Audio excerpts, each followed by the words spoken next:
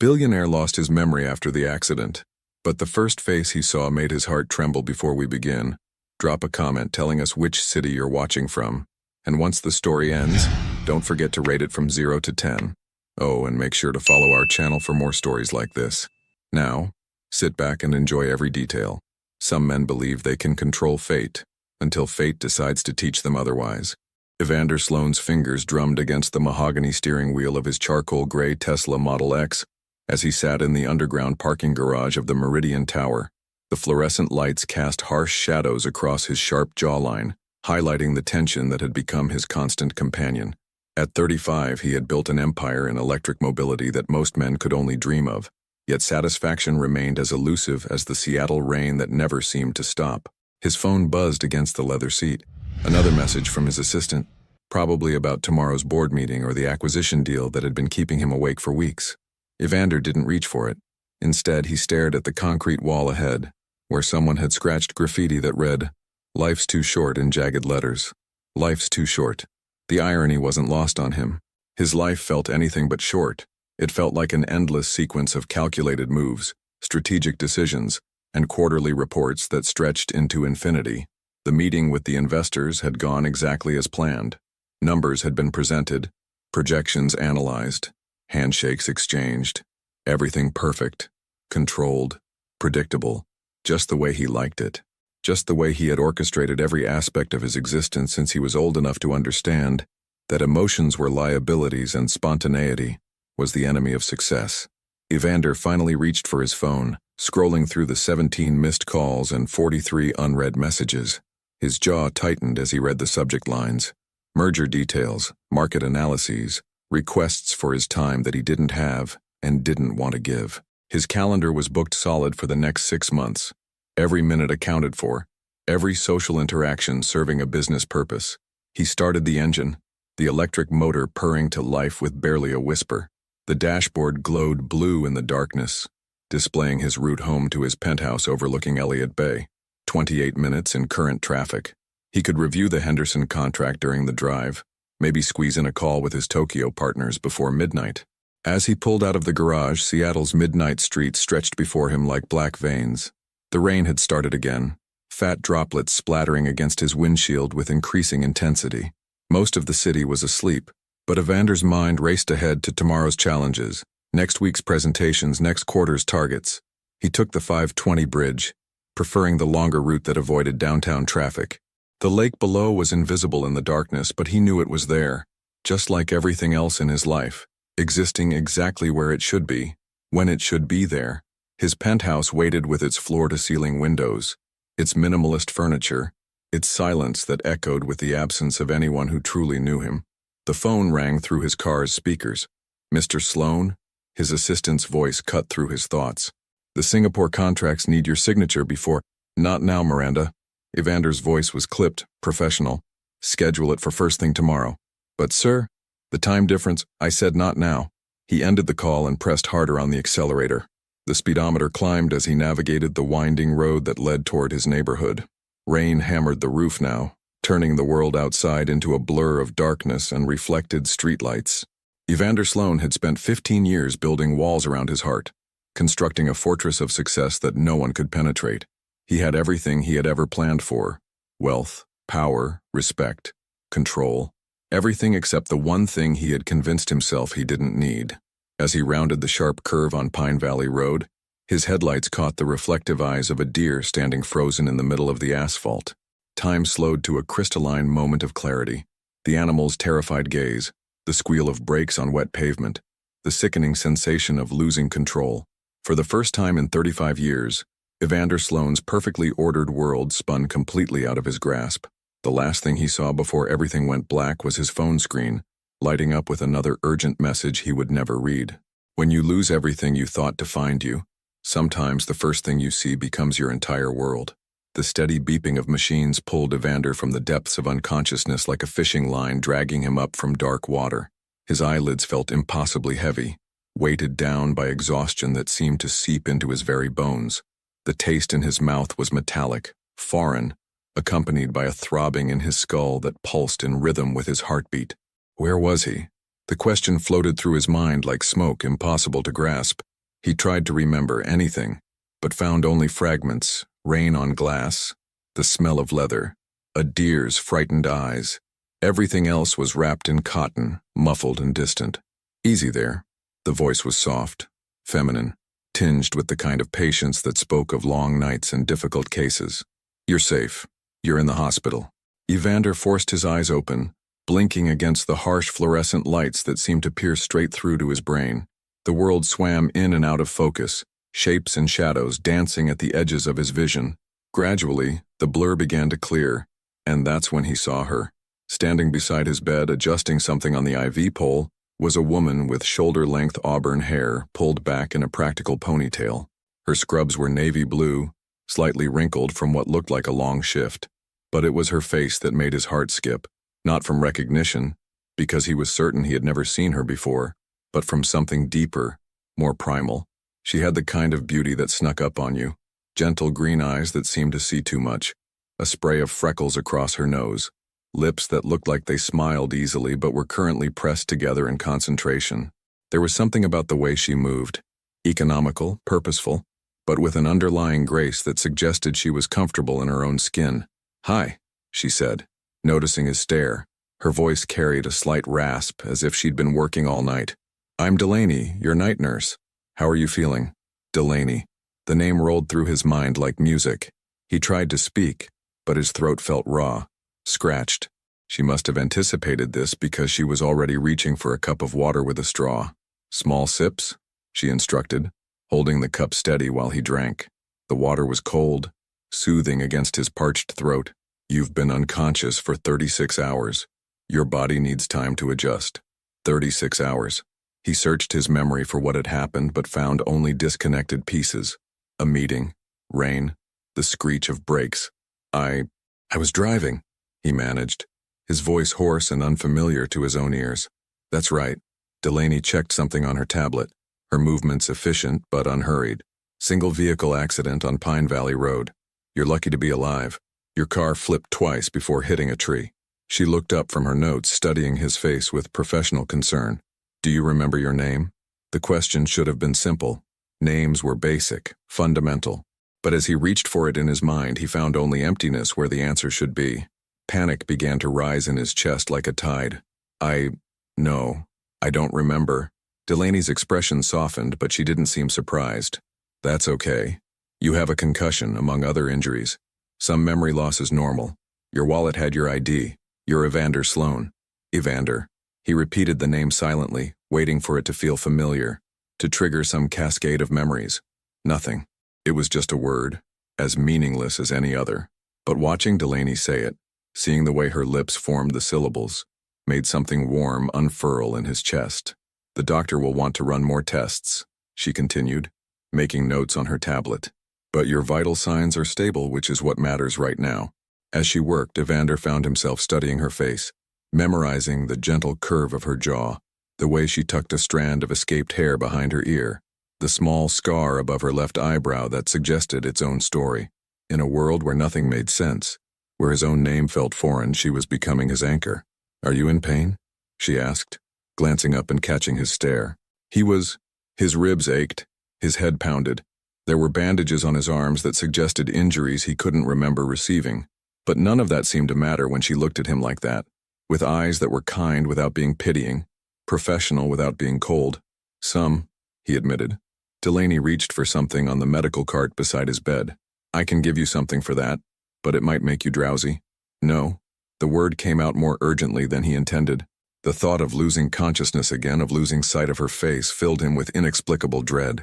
"I want to stay awake." She paused, her hand hovering over the medication.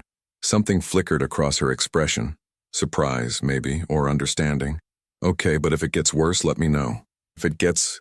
As she continued her rounds, checking monitors and adjusting his IV, Evander realized that for the first time in what felt like forever, he wasn't thinking about schedules or meetings, or the crushing weight of responsibilities he couldn't even remember. He was thinking about the way Delaney's eyes crinkled slightly at the corners when she concentrated, and how her presence made the sterile hospital room feel less like a prison. "Delaney," he said, testing her name on his tongue. She looked up. "Yes? Thank you. For taking care of him, yes. but also for being the first thing that made sense in a world that had become completely senseless, for being the face that his heart recognized even when his mind couldn't recognize his own. She smiled then, the first real smile he'd seen from her, and Evander felt something shift inside him, like a compass finding true north. He didn't know who he had been before the accident, but he was beginning to suspect that none of that mattered as much as who he might become because of the woman standing beside his bed. The most dangerous patients aren't the ones who fight you. They're the ones who make you forget why you built walls in the first place. Delaney Muir had exactly 3 rules that had kept her sane during 8 years of nursing. Never get personally involved with patients, never work overtime unless absolutely necessary, and never, under any circumstances, let someone's pain become your own. Tonight, as she stood outside room 314 with Evander Sloane's chart in her hands, she was beginning to realize that all 3 rules were in serious jeopardy. It had been 72 hours since he'd awakened, and each shift brought small changes. His physical injuries were healing remarkably well. The bruised ribs, the laceration on his forehead, the countless scrapes and bruises that painted his arms like a road map of the accident. But it was the way he looked at her that unsettled her most. Not with the glazed gratitude of most patients or the demanding entitlement she'd learned to expect from wealthy clientele, but with an intensity that made her feel seen in a way that was both thrilling and terrifying. "You're stalling," she murmured to herself, finally pushing open the door. Evander was sitting up in bed, staring out the window at the Seattle skyline. The morning light caught the sharp angles of his face, highlighting the healing cut along his temple. Someone, probably his legal team, had brought him real pajamas to replace the hospital gown, charcoal gray cotton that somehow made him look less like a patient and more like a man who happened to be temporarily inconvenienced by medical care. "Good morning," she said, keeping her voice professionally pleasant as she approached his bedside. Delaney. The way he said her name, like he'd been practicing it, sent an unwelcome flutter through her chest. "I was wondering if you were working today." "I'm here." She busied herself checking his IV line, acutely aware of how he watched her every movement. "How did you sleep?" "I dreamed about driving," he said quietly, "but not the accident. Just driving somewhere. I couldn't see where I was going, but I wasn't alone." Something in his tone made her pause. "Do you remember who was with you?" He shook his head, frustration flickering across his features. "It's all fragments, pieces that don't fit together." His eyes found hers. "The doctors keep asking me about my past, my work, my family, but the only thing that feels real is what?" she asked, even though she was afraid of the answer. "This. Right now. You." Delaney's hand stilled on his chart. She'd heard variations of this before. Patients who fixated on their caregivers, who mistook medical attention for something more meaningful. But the way Evander said it wasn't desperate or needy. It was simply honest, as if he were commenting on the weather or the color of the walls. "Mr. Sloane," she began, falling back on professional formality like armor. "It's normal for patients with memory loss to feel disoriented. Sometimes the brain latches onto familiar faces or voices as anchors. It doesn't necessarily mean don't." His voice was gentle but firm. "Don't explain it away." She looked at him then, really looked, and saw something that made her throat tight. Vulnerability, yes, but also a quiet strength that suggested this man had never needed to rely on anyone before the accident. The combination was more dangerous than any desperate plea could have been. "I need to take your vitals," she said, reaching for the blood pressure cuff with hands that weren't quite steady. As she wrapped the cuff around his arm, she was hyper-aware of every point of contact, her fingers brushing his wrist, the warmth of his skin, the way his pulse jumped slightly under her touch. He was watching her face with that same unsettling intensity, as if he were trying to memorize every detail. "Tell me about yourself," he said as the cuff inflated. "That's not really appropriate, Mr. Sloane." "Evander," he corrected. "And why isn't it appropriate? I'm not asking for your social security number. I just want to know who you are. I'm your nurse. That's what you do. I'm asking who you are." The simple distinction caught her off guard. When was the last time someone had asked her that question? When was the last time she'd had an answer that went beyond her job title or her function in other people's lives? She started, then stopped. The blood pressure reading appeared on the monitor, elevated but not dangerously so. She unwrapped the cuff, using the task as an excuse to avoid his gaze. "I'm nobody special, just someone who works night shifts and drinks too much coffee." "I don't believe that." "Believe what you want." She made notes on his chart, the pen clicking against the metal clipboard. "Your pressure's a little high, but That's normal for someone in recovery. Delaney. He said her name like a question, patient and persistent. What do you do when you're not here? Despite herself, she found herself answering. I have a small apartment in Capitol Hill. I read mystery novels and watch cooking shows I'm too tired to try recipes from. I have a cat named Fitzgerald who judges all my life choices. She paused, surprised by how easily the words had come. It's not very exciting. It sounds perfect. There was something in his voice, not pity or condescension, but genuine appreciation, that made her chest ache in an unfamiliar way. She'd spent years building a life that was manageable, predictable, safe. No one had ever called it perfect before. The physical therapist will be by this afternoon, she said, retreating back into professional mode. Dr. Morrison wants to see how your coordination is recovering. Will you be here when I get back? My shift ends at 7. That's not what I asked. Delaney felt heat rise in her cheeks. She had picked up extra shifts for the past 2 nights, telling herself it was for the overtime pay, but they both knew the truth. I shouldn't be having this conversation. Why? Because you're my patient. Because it's unprofessional. Because she struggled for words that wouldn't reveal too much. Because I have rules. Evander was quiet for a long moment, studying her face with an expression she couldn't read. Finally, he nodded. I understand rules. I think I lived my entire life by them, even if I can't remember what they were. He paused. But I'm beginning to think that some rules are meant to protect us from the wrong things. As Delaney left his room, her hands were shaking slightly. She'd spent 8 years perfecting the art of professional distance, of caring without getting attached, of being present without being vulnerable. It had taken Evander Sloan exactly 72 hours to make her question everything. The most terrifying part wasn't that he was breaking down her defenses, it was that she was starting to want him to. Sometimes the most beautiful moments happen when you're not trying to remember who you used to be. The rain against the hospital window matched the rhythm of Evander's restless thoughts as he sat in the vinyl chair by the bed, watching the droplets race down the glass. It was his 5th day here, and while his body grew stronger, his mind remained a frustrating puzzle with missing pieces. Fragments would surface unexpectedly, the smell of expensive cologne triggering flashes of boardrooms, the sound of dress shoes clicking on marble floors, voices discussing numbers that meant something important. But none of it felt like home the way Delaney's presence did. The door opened with its familiar soft click, and he turned, expecting to see her auburn hair and tired green eyes. Instead, a man in an expensive charcoal suit entered, followed by a woman with a tablet who looked like she lived on protein bars and anxiety. Mr. Sloan. The man's voice carried the practiced warmth of someone who made his living managing difficult people. I'm Harrison Vale, your attorney. This is Gemma from your personal staff. We've been handling things while you recover.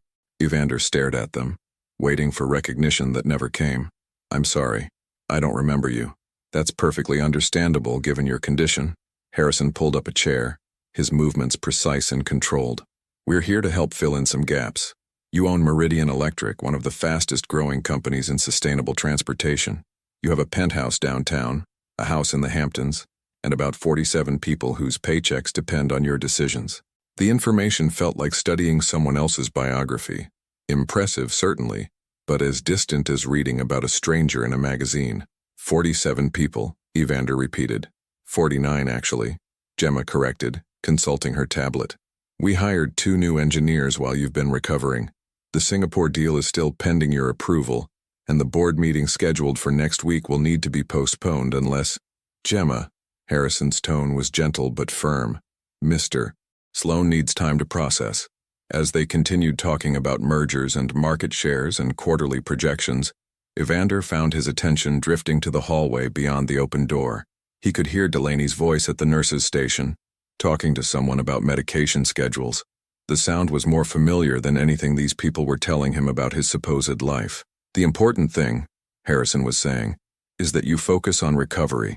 We can handle the business side of things for as long as necessary. What about family? Evander asked. Wife, children, parents? A shadow crossed Harrison's face. Your parents passed several years ago. You were never married. No children that we're aware of. He paused. You've always been very focused on your work. Alone. The word hung in the air unspoken. This successful, wealthy man they were describing had apparently built an empire, but forgotten to build a life. The realization should have been devastating, but instead, Evander felt an odd sense of relief. Whatever he had been before, It sounded lonely in a way that made his chest ache. After Harrison and Gemma left with promises to return tomorrow, Evander was alone with the weight of a life he couldn't remember and wasn't sure he wanted to reclaim. The rain had stopped, leaving the window streaked with water that caught the afternoon light. "You look like someone just told you that you won the lottery and lost your dog on the same day." He turned to find Delaney in the doorway, her scrubs wrinkled from a long shift, but her eyes bright with something that might have been concern. Something like that. He managed a smile that felt more genuine than any expression he'd worn during his visitor's entire stay. "Apparently I'm very important and very successful. And that's bad because none of it feels like mine." He gestured toward the window where the city stretched out below them. "They tell me I own companies and properties and have people who depend on me, but when I try to feel anything about it, there's just nothing." Delaney entered the room fully, pulling the door closed behind her. The small gesture felt intimate, like she was creating a space that belonged just to them. "Maybe that's not such a terrible thing," she said, settling into the chair Harrison had vacated. "Maybe you get to decide who you want to be instead of being stuck with who you were."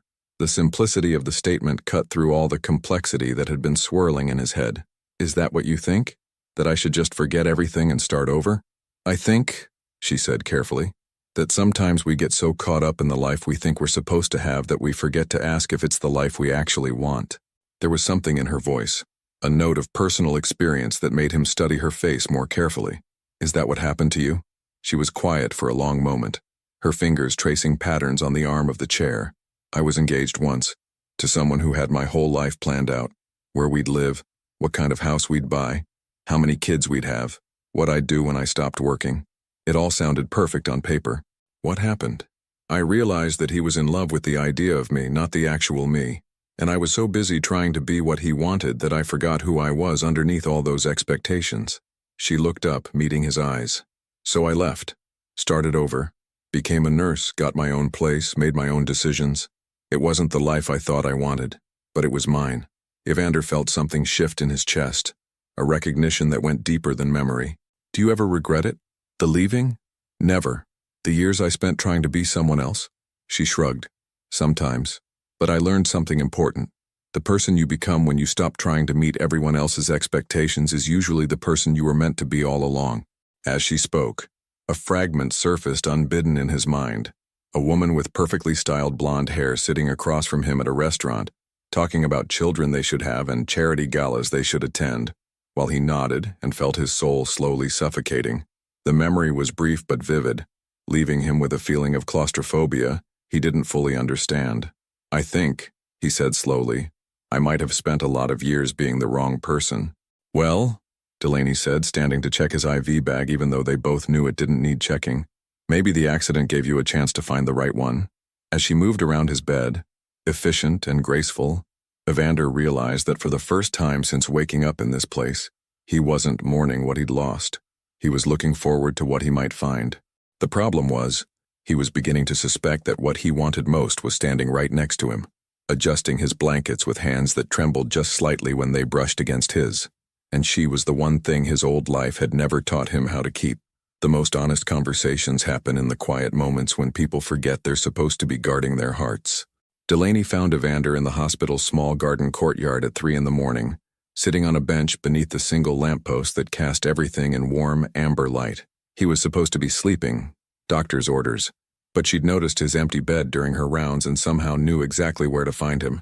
"Couldn't sleep?" she asked, approaching slowly, her sneakers silent on the wet pavement. "Too many dreams." He looked up at her, and in the soft light she could see the exhaustion etched around his eyes. "They're getting clearer, more detailed, but they feel like watching someone else's life through a window." She settled beside him on the bench, maintaining what she told herself was appropriate distance even as she noticed how his presence seemed to calm the restless energy that had been buzzing under her skin all evening.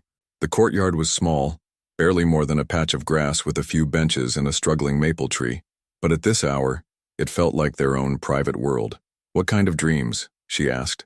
"Boardrooms, conference calls that lasted until midnight, a penthouse apartment where I ate takeout alone most nights because I was too busy to cook, too tired to care."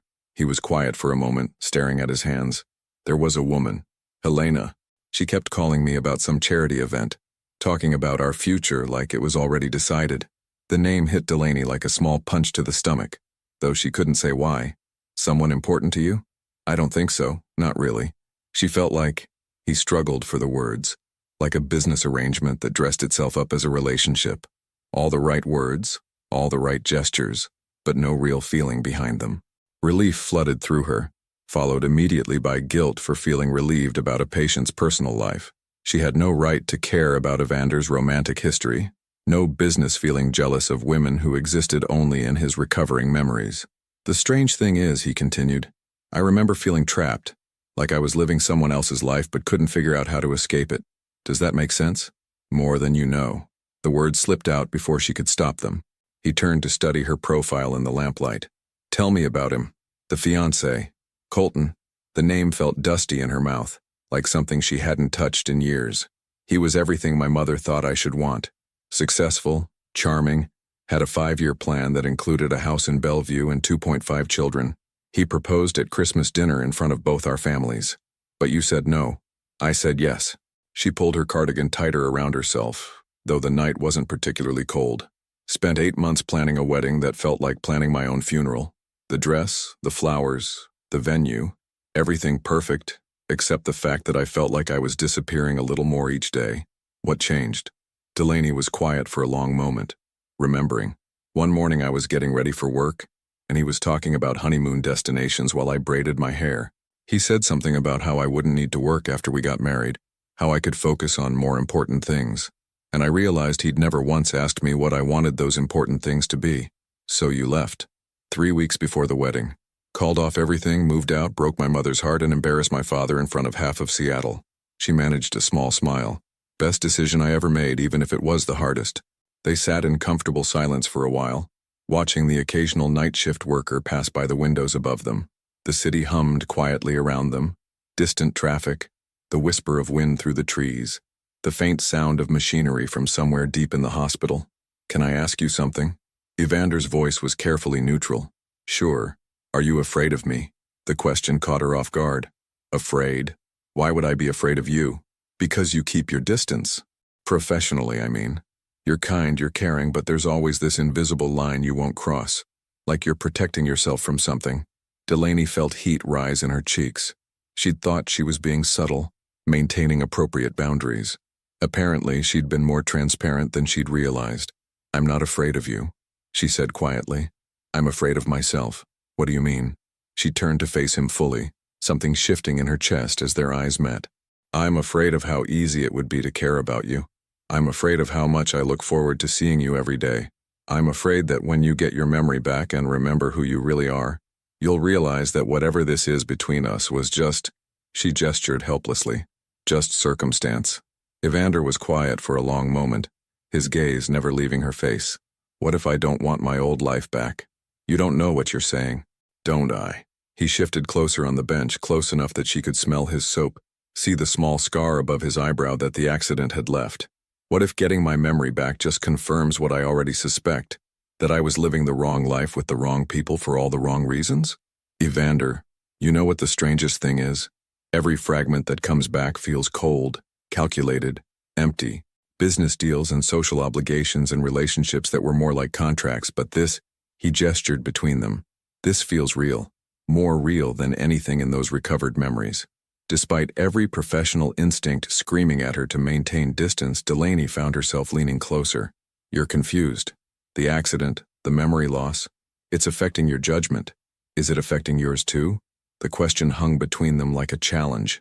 Because the truth was, she had never felt less confused about anything in her life. Every logical part of her brain was telling her to walk away, to keep things professional, to protect herself from the inevitable heartbreak when he remembered his real life and went back to it.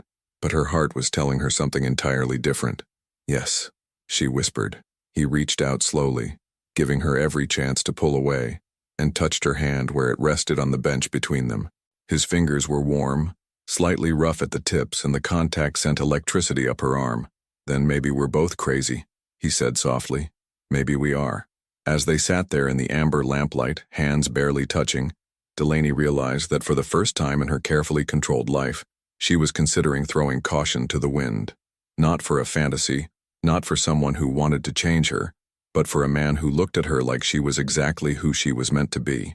The most dangerous part wasn't that she was falling for a patient. It was that she was beginning to believe he might be falling for her, too. Some lines, once crossed, can never be uncrossed. And sometimes that's exactly what makes them worth crossing. The morning after their conversation in the garden, Delaney moved through her rounds with the mechanical precision of someone trying not to think too hard about what had happened between them. But every time she passed room 314, her steps slowed, and her heart did that annoying flutter that reminded her she was in dangerous territory. She was adjusting the medication cart when Dr. Morrison approached, his expression more serious than usual. "Delaney, I need to speak with you about Mr. Sloan." Her stomach dropped. "Is everything all right? His vitals have been stable and his vitals are fine. It's something else." "Doctor?" Morrison glanced around the busy hallway, then guided her toward his office. "Close the door, please."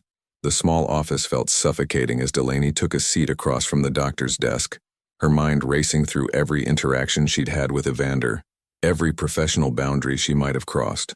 "I've received some feedback about your care of Mr. Sloan," Dr. Morrison began, his tone carefully neutral. "Apparently you've been spending considerable time with him outside of standard nursing duties."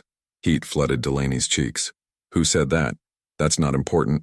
What's important is that we maintain professional boundaries with all our patients regardless of their circumstances." He leaned forward, his expression softening slightly. "I know you're a dedicated nurse, Delaney, one of the best we have, but this particular patient situation is delicate. Mr. Sloan is a very wealthy, very influential man, and when he recovers his memory, you think I'm taking advantage of him." The words came out flat, emotionless. "I think you're a young woman who's been working too many night shifts, and he's a vulnerable patient who's attached himself to the first kind face he saw. These situations can become complicated very quickly." Delaney stared at her hands, feeling something crumble inside her chest. "Are you removing me from his case? I'm suggesting you request a transfer to day shift. Distance yourself from the situation before it becomes problematic, before she could lose her job, before she could get her heart broken, before Evander remembered who he really was and forgot all about the night nurse who had held his hand in a hospital garden." "I understand," she said quietly. "Good. I'll arrange for Nurse Patterson to take over Mr. Sloan's care starting tomorrow." As Delaney left Dr. Morrison's office, her chest felt tight with unshed tears and unspoken words. She had known this moment would come, had been preparing for it even, but the reality of walking away from Evander felt like tearing away a part of herself she'd only just discovered. She managed to avoid room 314 for most of her shift, but as evening approached and the hospital settled into its quieter nighttime rhythm, she found herself standing outside his door with her hand on the handle. This would be the last time. Tomorrow someone else would check his vitals, someone else would listen to his dreams and fears, someone else would see that smile that had become the best part of her day. Taking a deep breath, she pushed open the door. Evander was reading a book, something his legal team had brought from his apartment, but he looked up immediately when she entered, his face brightening in a way that made her heart ache. "There you are," he said, setting the book aside. "I was starting to think you were avoiding me." "Just busy," she said, forcing her voice to sound normal as she approached his bedside. "How are you feeling?" "Better. Much better, actually. Dr. Morrison says I might be discharged tomorrow if my cognitive tests continue to improve." "Tomorrow." The word hit her like a physical blow. That's wonderful news." But even as she said it, Evander's expression shifted, his eyes narrowing as he studied her face. "What's wrong?" "Nothing's wrong. You're recovering beautifully and—" "Delaney." He said her name like a question, gentle but insistent. "What happened?" She tried to maintain her professional composure, but something in his voice, the concern, the familiarity, the way he said her name like it mattered, broke something loose inside her. "I'm being transferred to day shift," she said quietly. "Starting tomorrow. Someone else will be taking care of you." Evander went very still. "Because of us." It wasn't a question, and she didn't try to pretend otherwise. "Because I crossed lines I shouldn't have crossed. Because I forgot how to be just your nurse." "Good," he said firmly. "Good?" The response caught her off guard. "Good that you forgot how to be just my nurse. Good that you crossed those lines." He swung his legs over the side of the bed, moving closer to where she stood. "Because I sure as hell forgot how to be just your patient." "Evander, this is impossible. You're going to get your memory back, you're going to remember your real life, and what if I don't want my real life back?" He stood up, and suddenly they were face to face. close enough that she could see the flecks of gold in his dark eyes. What if the only real thing I've felt since waking up in this place is what I feel when I'm with you? You don't understand? Then help me understand. He reached up, his fingers barely grazing her cheek. Tell me why you're running away. Because I'm scared, she whispered, the truth spilling out before she could stop it. I'm scared that what I feel for you is real, and I'm scared that what you feel for me is just gratitude mixed with confusion. I'm scared that when you remember who you really are, you'll realize I'm just what? Just a night shift nurse from Capitol Hill who reads mystery novels and has a judgmental cat. Evander's expression softened and he stepped closer, close enough that she could feel the warmth radiating from his body. What if that's exactly who I want you to be? Before she could respond, before she could think of all the reasons why this was a terrible idea, he leaned down and kissed her. It was soft at first, tentative, like he was asking a question.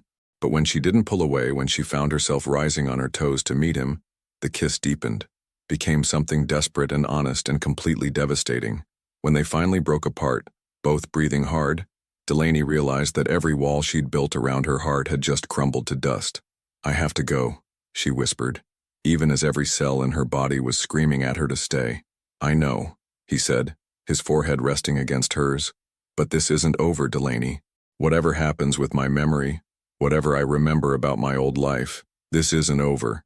As she walked out of room 314 for the last time, Delaney's lips still tingled from his kiss, and her heart was breaking and soaring simultaneously, because she had just kissed a man she was falling in love with, and tomorrow she would have to pretend it never happened.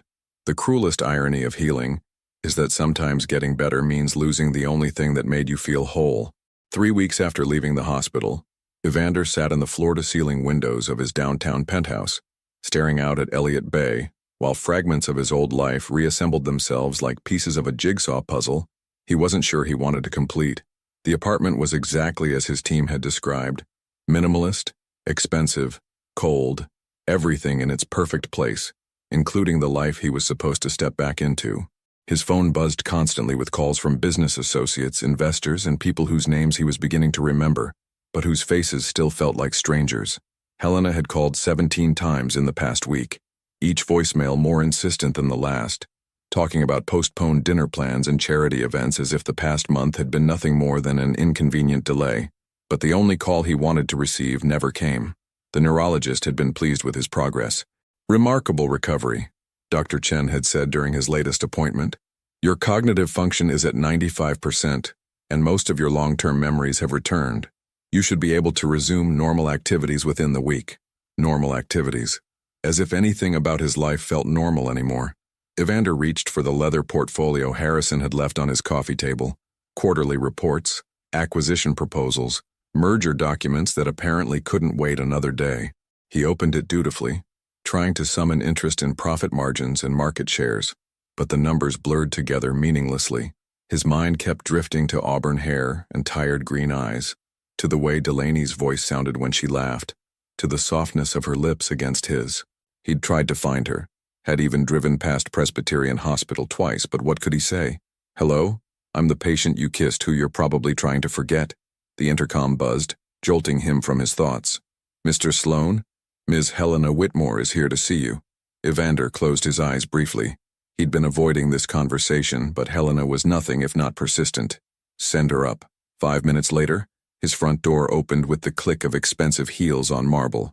Helena swept into his living room like she owned it, her platinum blonde hair perfectly styled, her designer dress probably costing more than most people made in a month. She was beautiful in the calculated way of someone who had perfected her appearance as a business strategy.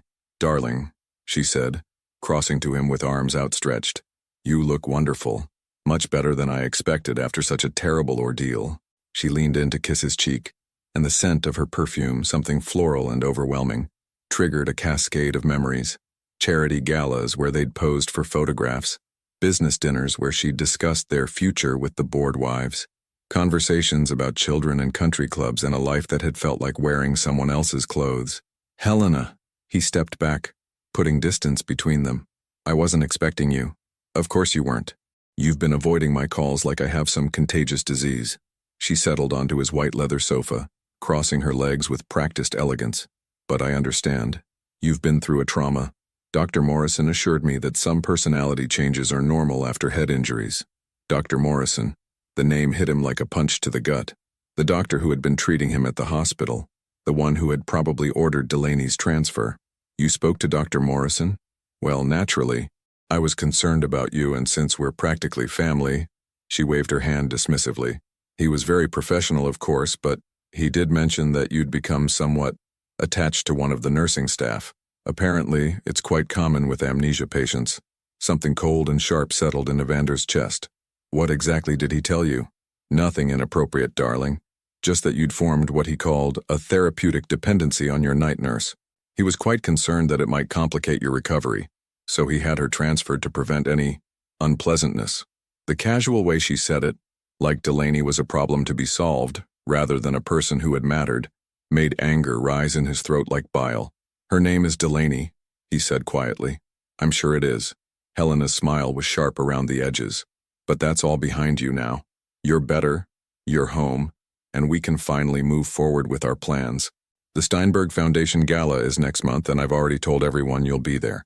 It will be the perfect opportunity to show everyone that you're completely recovered. Our plans. The phrase triggered another memory. Sitting in this same living room 6 months ago while Helena talked about engagement announcements and wedding venues, while he nodded and felt something inside him slowly dying. What plans? He asked. Helena's perfectly sculpted eyebrows rose. Our wedding plans, darling. I know the accident delayed everything, but we're not engaged. Well, not officially, but we've discussed it extensively. You said you wanted to wait until the Meridian merger was complete, and now that you're recovered, Helena, his voice was sharper than he intended. We're not getting married. We were never getting married. For the first time since entering his apartment, Helena looked genuinely surprised. Evander, I think the head injury is affecting your judgment more than you realize. Perhaps you should speak to Dr. Morrison again. My judgment is fine. He moved to the window, needing distance from her and the suffocating cloud of expectations she carried. What's changed is that I remember what it felt like to want something real. Real? Helena's voice rose slightly. What we have is real. We make sense together. We move in the same circles. We want the same things. No, he said, turning to face her. You want those things. I just went along with them because it was easier than figuring out what I actually wanted. Helena stood, her composure cracking slightly. This is about her, isn't it, the nurse? Evander, she was doing her job, whatever you think you felt. Don't. The word came out like a warning. Don't tell me what I felt. She's nobody. Helena's mask finally slipped completely, revealing the calculation beneath the charm. She's a night shift nurse, who probably makes $30,000 a year. She has nothing to offer you, nothing that matters in your world. She offered me herself, Evander said quietly. The real herself, not some perfectly curated version designed to fit into my life, but who she actually is. Messy and honest and beautiful in ways that have nothing to do with appearances or social status. Helena stared at him for a long moment, her face cycling through emotions before settling on cold fury. Fine. You want to throw away everything we've built for some ridiculous fantasy? Go ahead. But don't come crying to me when you realize that love doesn't pay for penthouses or private jets or the life you're accustomed to. After she left, slamming the door behind her, Evander stood alone in his perfect apartment surrounded by the trappings of a life that felt more foreign now than when he'd had amnesia. He walked to his desk and pulled out his phone, scrolling to the contact he'd been staring at for weeks without calling. Delaney's number, which he'd gotten from the hospital directory through, means he preferred not to examine too closely. His finger hovered over her name for a long moment before he finally pressed call. It went straight to voicemail. Delaney, it's Evander. I know you probably don't want to hear from me, and I understand why, but I need you to know that getting my memory back didn't change anything. If anything, it made me more certain that what I felt with you was the most real thing in my life. He paused, staring out at the city lights that suddenly felt as cold and distant as everything else in his world. I know who I was before the accident, and I know who I became when I was with you. I choose who I became. I choose you, if you'll have me. After he hung up, Evander realized that for the first time since regaining his memory, he felt like himself again. Not the perfectly controlled businessman, but the man who had fallen in love with a night shift nurse's laugh. Sometimes the words you've been waiting to hear arrive at exactly the moment you've convinced yourself you'll never hear them. Delaney stared at her phone screen in the break room of Seattle General, where she'd been working day shifts for 3 weeks that felt like 3 years. The notification showed one missed call and one voicemail from a number she'd memorized but never expected to see again. Her hands trembled as she held the device, Fitzgerald purring in the background of her mind like white noise. She'd been doing well, she told herself. The day shift was busier, more chaotic, which left less time to think about amber-lit gardens and the way someone had looked at her like she was the answer to questions he didn't even know he was asking. She'd thrown herself into work, picked up extra shifts, even started reading a new mystery series that she couldn't concentrate on because the male protagonist reminded her too much of. No, she couldn't keep doing this to herself. The break room was empty except for the humming of the ancient coffee machine and the distant sounds of hospital life beyond the thin walls.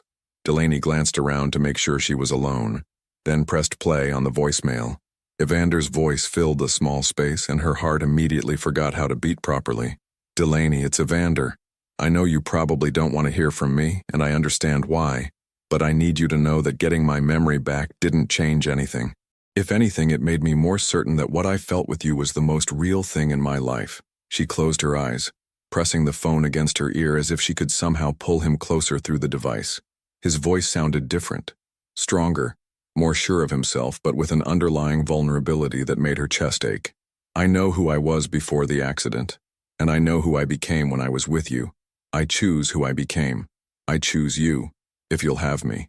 The voicemail ended, leaving her sitting in the fluorescent-lit break room with tears streaming down her cheeks and her carefully constructed walls crumbling around her. He chose her. Even with his memory back, even knowing who he really was and what his life had been, he was choosing her. But the rational part of her brain, the part that had survived Colton's expectations and her mother's disappointment and 8 years of careful emotional distance, whispered warnings. He was a billionaire. She was a nurse. His world was penthouse apartments and business mergers. Hers was studio apartments and grocery store coffee. How could that possibly work? Her phone buzzed with a text from her coworker, Jessica. Emergency in room 402. Need you now. Delaney wiped her eyes, shoved her phone in her scrubs pocket, and hurried back to work. But throughout the rest of her shift, through medication rounds and patient consultations and the endless paperwork that consumed her days, Evander's voice echoed in her mind. I choose you. By the time her shift ended at 7, Delaney had made a decision that terrified and exhilarated her in equal measure. Instead of taking the bus home to her apartment where she would spend the evening analyzing every word of his message, she found herself walking the 12 blocks to the Meridian Tower. The building's lobby was all marble and brass with security guards who looked like they could bench press small cars. The kind of place where she definitely didn't belong, wearing scrubs that had seen better days and sneakers that squeaked against the polished floor. Can I help you? The security guard's tone was politely dismissive. I'm here to see Evander Sloan. Penthouse level. The words came out more confidently than she felt. Is Mr. Sloan expecting you? No. Yes. Maybe. I'm returning his call. The guard studied her for a moment, probably cataloging every way she didn't fit in this pristine environment. Finally, he picked up a phone. Mr. Sloan? There's a lady here to see you. Says she's returning your call. A pause. Then, yes, sir. He hung up and gestured toward the elevator bank. Penthouse level. He'll meet you at the elevator. The ride up felt like the longest 30 seconds of her life. Delaney caught her reflection in the polished elevator doors.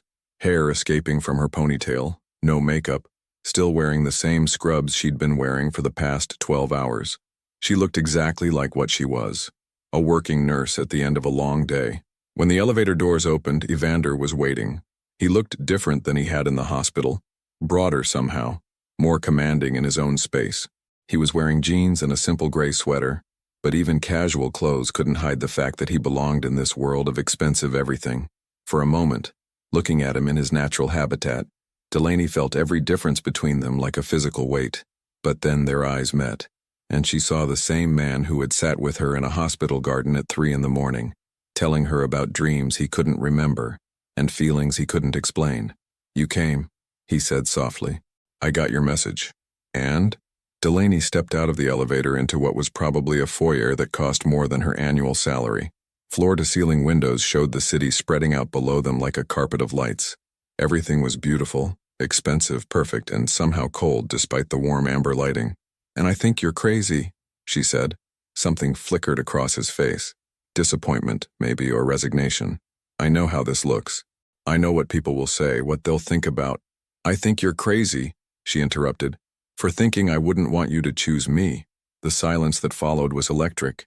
Evander stared at her, hope and disbelief warring in his expression. I've spent 3 weeks trying to convince myself that what happened between us was just circumstance. Delaney continued, her voice getting stronger with each word. That you were confused and I was lonely, and none of it was real. But the truth is, I've never felt more like myself than I did when I was with you.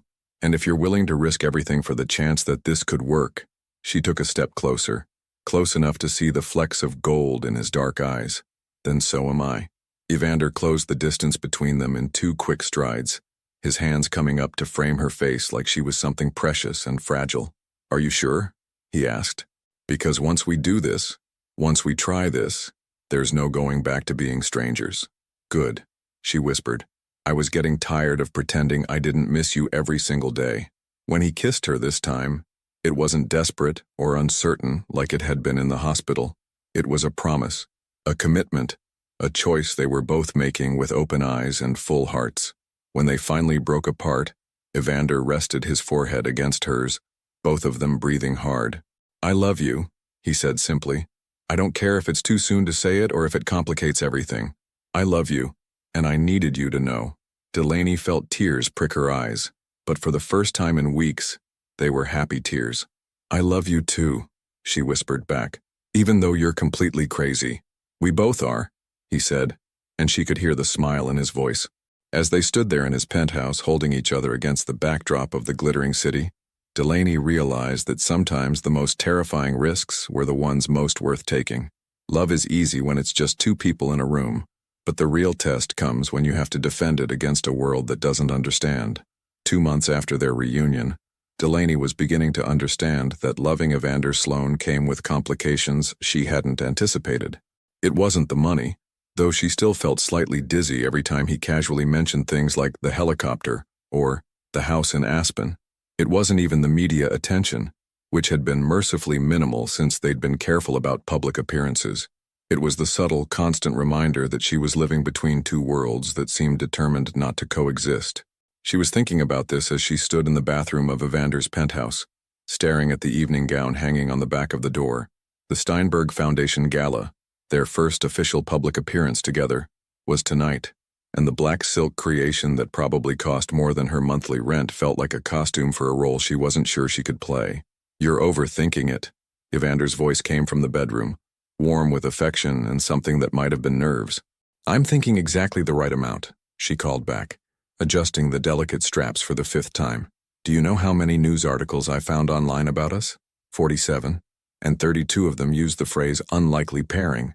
Since when do you care what strangers think? The question was fair, but it hit closer to home than he probably realized. She'd spent the past 8 weeks watching people's reactions when they learned she was dating Evander Sloan.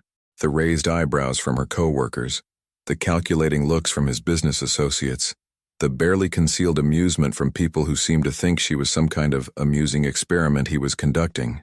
Since those strangers started affecting my job, she said, stepping out of the bathroom. Evander was adjusting his bow tie in the mirror, but he turned when he saw her, his expression shifting to something that made her stomach flutter despite her anxiety. You look, he seemed to struggle for words. You look incredible. I look like I'm playing dress-up. You look like yourself, a beautiful, confident woman who happens to be wearing a stunning dress. He crossed to her, his hand settling gently on her waist. What happened at work? Delaney had been hoping to avoid this conversation until after the gala, but Evander had always been too perceptive for his own good. Dr. Henley made some comments about my new connections when I requested time off for tonight. Nothing overt, just implications that maybe I was getting special treatment because of my relationship. Something dangerous flickered in Evander's eyes. What kind of implications? The kind that suggest maybe I'm not taking the job seriously anymore. That maybe I'm more interested in social climbing than patient care. She turned away from him, pretending to check her reflection in the mirror. He's not wrong, you know. I have been distracted. I've been turning down overtime, leaving on time instead of staying late to help with admits. I've been living like someone who has a life outside of work. That's called having work-life balance. It's healthy. It's suspicious when you're a nurse who used to live at the hospital. She faced him again, seeing her own fears reflected in his concerned expression. People are starting to talk, Evander, about whether I'm still committed to my career, whether I can be trusted with important cases, whether you deserve to be happy. His voice was quiet but firm. Because that's what this is really about, isn't it? You're afraid that choosing me means giving up who you are. The accuracy of his observation made her chest tight. Aren't you afraid of the same thing? Terrified, he admitted. Every day I wake up wondering if I'm asking too much of you. If loving me means you have to become someone you're not. They stood there in the elegant bedroom, both dressed for a world that felt foreign to her and familiar to him, confronting the fears they'd been dancing around for weeks. The board met yesterday, Evander said suddenly. Harrison thought I should know that there's been discussion about my personal life affecting my professional judgment. What kind of discussion? The kind where old men in expensive suits question whether someone who makes impulsive romantic decisions can be trusted with billion-dollar mergers. His smile was bitter around the edges. Apparently, falling in love with my nurse instead of marrying Helena suggests a concerning lack of strategic thinking. Delaney felt something cold settle in her stomach. They want you to choose. They want me to come back to who I was before the accident. Controlled, predictable, emotionally unavailable. He reached for her hands, his fingers warm against her cold skin. The man who would have made a marriage arrangement with Helena because it looked good on paper. And what do you want? I want to walk into that gala tonight with the woman I love on my arm and not care what anyone thinks about it. His voice was fierce with conviction. I want to introduce you as my girlfriend and watch their faces when they realize you're smarter and more genuine than anyone they've ever brought to these things. I want to dance with you and go home with you, and wake up tomorrow knowing that I chose happiness over expectations. The passion in his voice made her heart race, but it also made her more aware of everything they were up against. What if it costs you everything? She asked quietly. What if it saves me from a life that was slowly killing me? He cupped her face in his hands, his thumbs brushing across her cheekbones. Delaney, I spent 35 years building a life that looked perfect from the outside and felt empty on the inside. The accident didn't just give me amnesia. It gave me perspective. It showed me what life could feel like when you're living it, instead of just managing it. Before she could respond, his phone rang from the nightstand. He glanced at the caller ID and frowned. It's Harrison, I should take this.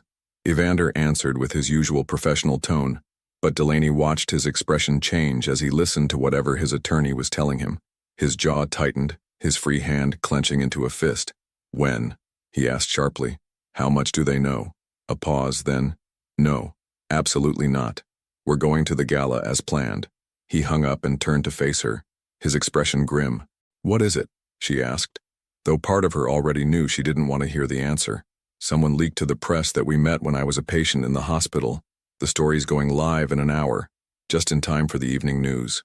His voice was carefully controlled, but she could see the anger simmering beneath the surface. They're calling it a scandal, inappropriate nurse-patient relationship, possible ethical violations, questions about my mental capacity during recovery. Delaney felt the blood drain from her face. They're going to destroy both our careers. They're going to try. Evander was already moving toward his closet, his movements sharp with determination. Harrison wants us to skip the gala, release a statement tomorrow denying everything.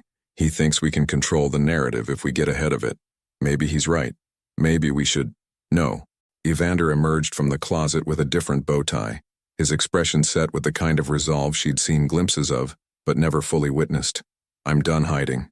I'm done pretending that loving you is something I should be ashamed of. If they want a scandal, let's give them one they'll never forget. He crossed to her, his hands settling on her shoulders with gentle firmness. Delaney Muir, will you go to this gala with me tonight? Will you let me introduce you to Seattle's elite as the woman who saved my life in more ways than one? Will you dance with me while cameras flash and gossip columnists take notes and everyone tries to figure out how a nurse from Capitol Hill ended up with a billionaire's heart? Looking into his eyes, seeing the love and determination and absolute certainty there, Delaney realized that she had a choice to make. She could let fear win, could step back into the safe, predictable life she'd built for herself, or she could trust that love was worth fighting for, even when the fight felt impossible. Yes, she said, her voice steady despite the chaos in her heart. But I have one condition. Anything. When they ask how we met, we tell them the truth. All of it. Let them make their judgments based on facts instead of speculation. Evander's smile was brilliant and proud and absolutely devastating. "I love you," he said simply. "I love you too, even if we're about to walk into the biggest disaster of our lives. Especially then," he said, offering her his arm with the kind of old-fashioned gallantry that made her heart skip. "Ready to shock some people?" As they headed toward the elevator, Delaney realized that she had never been more terrified or more certain of anything in her life. The greatest victories aren't won in boardrooms or battlefields. They're won in the moment you decide to choose love over fear, no matter who's watching. The Fairmont Olympic Hotel's grand ballroom had never felt more like a gladiator arena than it did when Evander and Delaney stepped through the entrance. The Seattle elite were all there. Tech moguls, political figures, old money families who traced their lineage back to the city's founding, and every single one of them turned to stare as they made their entrance. Delaney felt the weight of 300 pairs of eyes analyzing everything from her dress to her posture, to the way her hand rested on Evander's arm. The whispers started immediately, a susurrus wave of speculation that followed them across the marble floor. "Breathe," Evander murmured near her ear, his voice steady despite the tension she could feel radiating from his body. "Remember, half these people are here because they need my money for their pet projects. The other half are just bored and looking for entertainment. And which half is more dangerous?" she whispered back. "The bored ones, definitely." Despite everything, his dry humor made her lips twitch into an almost smile. They approached the reception area where name tags and table assignments were being distributed by volunteers who looked like they'd stepped out of a country club catalog. "Mr. Sloan," the volunteer's smile was bright and professional, though her eyes kept darting to Delaney with poorly concealed curiosity. "Welcome, and you must be Ms. Muir," Delaney said clearly. "Delaney Muir. Of course, I don't see you on our guest list, but she's my guest," Evander said smoothly, his arm tightening slightly around Delaney's waist, in a gesture that was both protective and possessive. "I believe Harrison Vale called to update the reservation." As they moved into the main ballroom, Delaney became aware of the subtle choreography of social exclusion. Conversations that stopped abruptly when they approached, glances that lingered a beat too long, smiles that didn't quite reach anyone's eyes. She'd known this world would be different from hers, but experiencing it firsthand was like learning a new language where every gesture had hidden meaning. "Evander," a woman with silver hair and diamonds that probably cost more than Delaney's car approached with the kind of smile that suggested she'd been waiting for this exact moment. "How wonderful to see you looking so well. We were all so worried after your accident." "Margaret," Evander's response was polite but cool. "Thank you. I'd like you to meet Delaney Muir." Margaret's gaze swept over Delaney with the efficiency of someone accustomed to cataloging social hierarchies at a glance. "How lovely. And how do you two know each other?" The question hung in the air like a challenge. This was it. The moment they'd agreed to tell the truth, consequences be damned. "Delaney was my nurse during my recovery," Evander said clearly, his voice carrying enough that nearby conversations quieted. "She took care of me when I didn't even remember my own name." Margaret's eyebrows rose almost imperceptibly. "How fortunate. And now I'm in love with her," Evander said simply. The words landed like a stone thrown into still water, sending ripples of reaction through the growing circle of listeners. Delaney felt heat rise in her cheeks, not from embarrassment but from the fierce pride she felt watching Evander face down Seattle's social establishment without flinching. "I see," Margaret said, her tone carefully neutral. "Well, that's quite a recovery story." "It is," agreed a male voice from behind them. They turned to see Harrison Vale approaching, his expression unreadable. "Evander, might I have a word?" "Whatever you need to say, you can say in front of Delaney." Harrison glanced around at their growing audience, then seemed to make a decision. "The board received a call from the Times. They're running the story tonight, with photos from the hospital security cameras. They have you listed as a patient in the psychiatric ward." Delaney felt the blood drain from her face. The psychiatric ward designation would make everything worse. Questions about Evander's mental capacity, suggestions that she'd taken advantage of a vulnerable patient, implications that their entire relationship was built on professional misconduct. "I was never in the psychiatric ward," Evander said firmly. "Room 314 is technically part of the neuropsychiatric wing," Harrison replied quietly. "Same floor, different designation on paper. The distinction won't matter to the press." Around them, Delaney could feel the crowd pressing closer, smartphones appearing as people began to realize they were witnessing the kind of scandal that would dominate social media for weeks. Evander, she said quietly, maybe we should. No. His voice was sharp enough to cut glass. I'm not running from this. I'm not ashamed of how we met, and I'm not going to let anyone suggest that you did anything wrong. He turned to face the growing crowd, his posture shifting into something Delaney recognized as the commanding presence that had built a billion-dollar empire. Since everyone seems to be so interested in our story, Evander said, his voice carrying clearly through the ballroom, let me tell you the truth. The room went silent except for the soft chiming of crystal glasses and the distant sound of traffic from the street below. 2 months ago, I was in a car accident that left me with amnesia. I woke up in a hospital room with no memory of who I was, what I did, or what my life had been. I was lost, confused, and completely alone. His eyes found Delaney's as he spoke. The first face I saw was Delaney's. She was professional, kind, and patient with a man who couldn't even remember his own name. Delaney watched the faces around them, seeing calculation, curiosity, and something that might have been sympathy. Over the course of my recovery, I fell in love with her. Not because she was my nurse, but because she was the first person I'd ever met who saw me as a human being instead of a business opportunity. She never asked for anything except that I get better. She never tried to take advantage of my condition. In fact, she fought against her own feelings because she knew it was inappropriate. His voice grew stronger, more certain. When my memory returned, I remembered the life I'd been living before the accident. A life of scheduled meetings and strategic relationships and emotional isolation. I remembered who I was supposed to be, and I realized I didn't want to be that person anymore. He reached for Delaney's hand, intertwining their fingers in front of 300 witnesses. The woman standing next to me saved my life in every way that matters. She's brilliant, compassionate, and strong enough to love someone despite knowing it would complicate her world. If you think that makes her opportunistic, you don't know her. If you think that makes me weak, you don't know me. The silence that followed was deafening. Then, from somewhere in the back of the crowd, someone started clapping. Slowly, others joined in, until the entire ballroom was filled with applause. But Delaney barely heard it. She was staring at Evander, at this man who had just defended their love in front of everyone who mattered in his professional world, and feeling something shift in her chest like tumblers clicking into place. You're incredible, she whispered. I'm in love, he replied. Sometimes they're the same thing. As the crowd began to disperse, returning to their cocktails and conversations with this new piece of gossip to dissect, Margaret approached them again. That was quite a speech, she said to Evander. It was quite a love story, he replied. Margaret turned to Delaney, her expression softer than it had been before. My dear, you do realize you've just become the most talked about woman in Seattle? I'm beginning to understand that. Good, because if you're going to be with him, you'll need thick skin and a strong sense of self. This world can be brutal to outsiders. She leaned closer, lowering her voice. But between you and me, it's been boring as hell for years. A little shake-up might be exactly what we need. As Margaret walked away, Delaney turned to Evander. So what happens now? Now we dance, he said, offering her his hand. And then we go home and figure out how to build a life that belongs to both of us. As they moved onto the dance floor, Delaney realized that the hardest part wasn't over. They still had to navigate the reality of merging two very different worlds. But for the first time since this all began, she believed they could do it. Because love that could survive public scrutiny, professional pressure, and social judgment was the kind of love that could survive anything. 2 years later, the most beautiful love stories aren't the ones that end with happily ever after.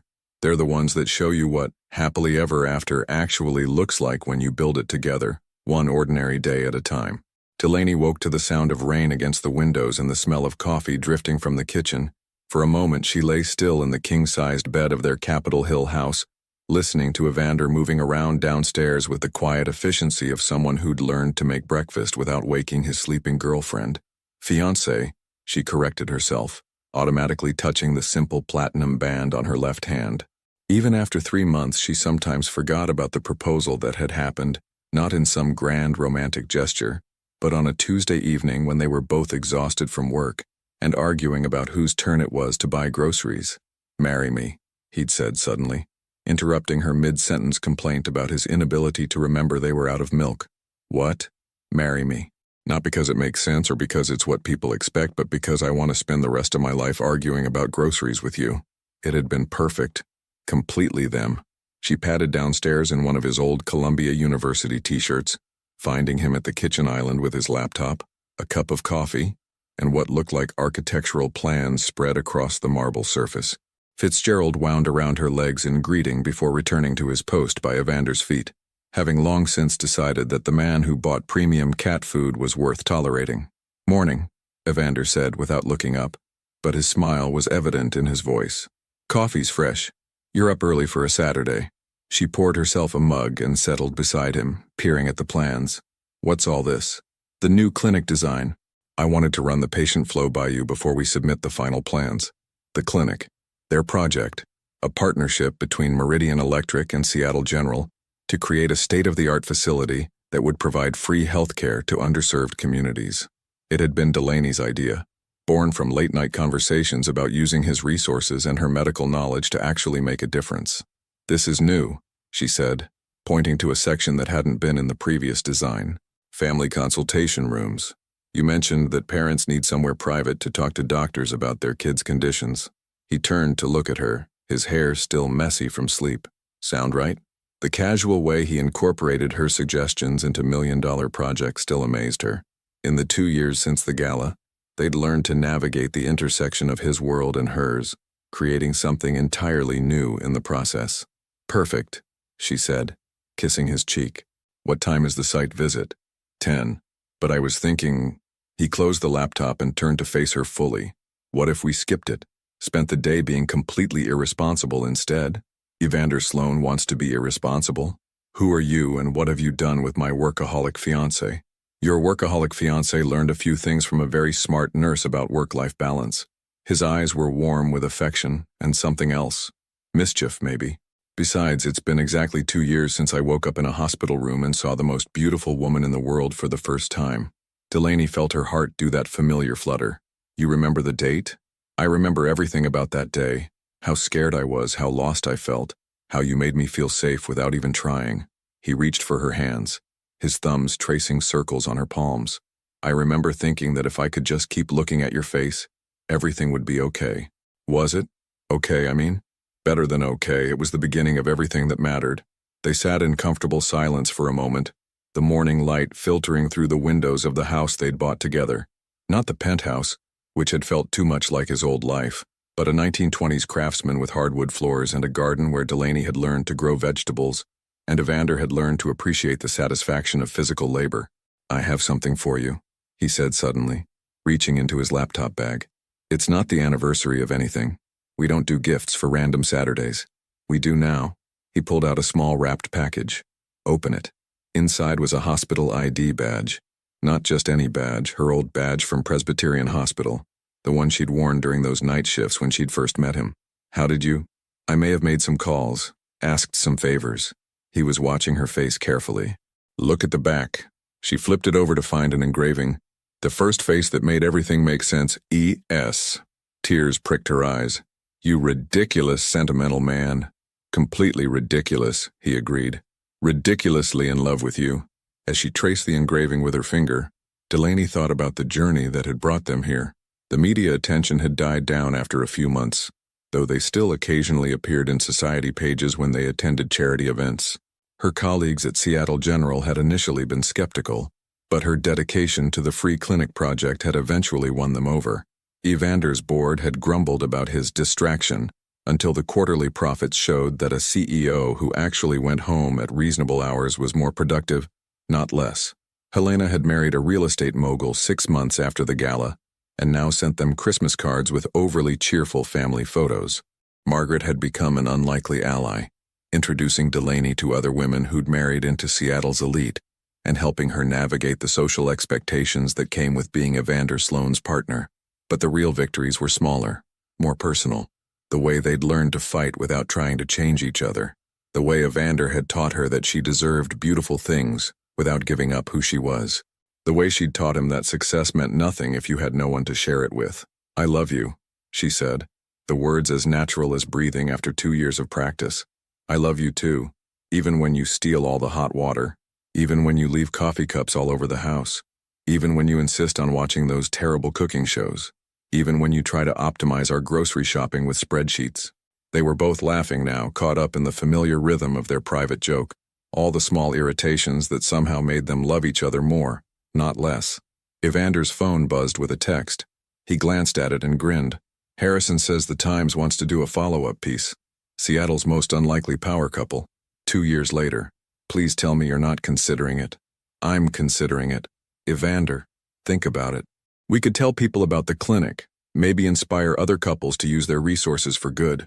Plus, his grin turned wicked, we could finally set the record straight about which one of us fell in love first. We fell in love at the same time. I fell in love the moment I saw you. You took at least 3 days. I was being professional. You were being stubborn. As they dissolved into laughter, Fitzgerald jumped onto the counter and knocked over a pencil holder, scattering pens across the architectural plans with the disdain of a cat who felt he wasn't getting enough attention. Your cat has terrible timing, Evander said, gathering up the scattered pens. Our cat, Delaney corrected automatically. Our cat. Our house. Our ridiculous life that somehow works perfectly. She looked around their kitchen, at the coffee maker that was too expensive but made perfect lattes, at the plants she'd insisted on despite his protests that he'd kill them, at the magnetic poetry on the refrigerator that he used to leave her love notes, at the architectural plans for a clinic that would help thousands of people because they'd found each other. It does work, doesn't it? Better than anything I ever planned. He stood and pulled her into his arms, spinning her around the kitchen while she laughed and protested that he was going to make her spill her coffee. When he set her down, her back against the counter and his hands on either side of her, Delaney realized that this was what happiness looked like. Not the dramatic movie moment kind, but the everyday, sustainable kind. The kind built on inside jokes and shared dreams, and the decision to choose each other every single day. So, she said, reaching up to smooth down his perpetually messy hair, what do you want to do with our completely irresponsible Saturday? Everything, he said simply. I want to do everything with you. Outside, the rain continued to fall on their little corner of Seattle, where a former billionaire recluse and a night shift nurse had built something neither of them had known they were looking for, a love story that was beautifully, perfectly ordinary. And in the end, ordinary was exactly what made it extraordinary. What does love look like to you? Is it the grand gestures and dramatic moments? Or is it found in the quiet mornings and everyday choices? Have you ever taken a risk that everyone said was crazy, only to discover it was the best decision you ever made? Your participation in the channel is very important. Please leave your opinion in the comments. Thank you for watching. If you enjoyed the story, please subscribe to our channel and leave a comment below letting us know what you thought. Your feedback and support mean a lot to us. Stay tuned for more exciting stories.